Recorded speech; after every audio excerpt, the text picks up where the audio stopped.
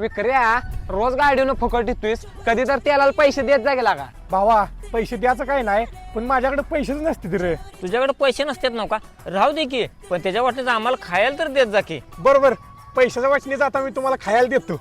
चला भावांनो, तुमच्यासाठी आज मी पनीर भात आणलाय. दे इकडं.